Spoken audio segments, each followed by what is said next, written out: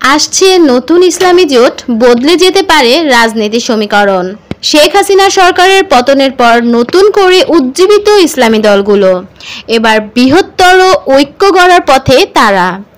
জামায়াতে ইসলামীর secretary general মিয়া গোলাম পরোয়ার জানান, বেশ কয়েকটি দল ও ইসলামী চিন্তাবিদদের সঙ্গে প্রাথমিক আলোচনা করেছেন তারা। কয়েকজন নেতা ইঙ্গিত দিয়েছেন, একক প্রতীকে নির্বাচনে যাওয়ার কৌশল নিয়েও ভাবনা আছে দলগুলোর।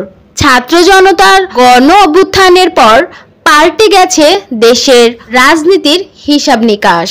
আওয়ামী লীগ মাঠে না থাকায় বিএনপি ও তার এক সময়ের মিত্র দলগুলোর মধ্যে চলছে নানা সমীকরণ। এরই মধ্যে বাংলাদেশ জামায়াতে ইসলামী, ইসলামী আন্দোলন ও হেফাজতে ইসলাম সহ অন্যান্য দলগুলো রাজনীতির মাঠে এখন বেশ সবর। নেতারা বলছেন, ফ্যাসিবাদের পতন হওয়ার পর তাদের প্রতি আগ্রহ বাড়ছে মানুষের। মুক্ত পরিবেশ পাওয়ায় বাড়ছে তাদের সমর্থকের সংখ্যা। হেফাজতে ইসলাম বাংলাদেশের যুগ্ম মহাসচিব মাওলানা আজিজুল হক ইসলামবাদী বলেন, কল্যাণ রাষ্ট্র গঠনে ইসলামী দলগুলো যে ভূমিকা রাখতে পারবে, এই জায়গায় জনগণ আগের চেয়েও হাজার গুণ বেশি আশাবাদী। ফলে তারা আশাবাদী জনগণের যে ইচ্ছার প্রতিফলন ঘটাতে। এই সুযোগে নতুন রাজনৈতিক কৌশল নিয়ে ইসলামী দলগুলো নিজেদের মধ্যে বিভিন্ন চিন্তার গুরুত্ব গোছাতে চায় তারা। ইসলামী আন্দোলন বাংলাদেশের নায়েবে আমির মুফতি সৈয়দ মুহাম্মদ রেজাউল করিম বলেন, এরই মধ্যে আমরা ইসলামী দলগুলোকে ঐক্যবদ্ধ হওয়ার আহ্বান জানিয়েছি।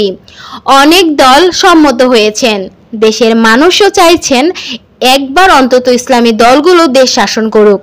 মানুষ তখন পার্থক্য করতে পারবে ইসলামী শাসনতন্ত্র কল্যাণমুখী নাকি ফ্যাসিবাদী।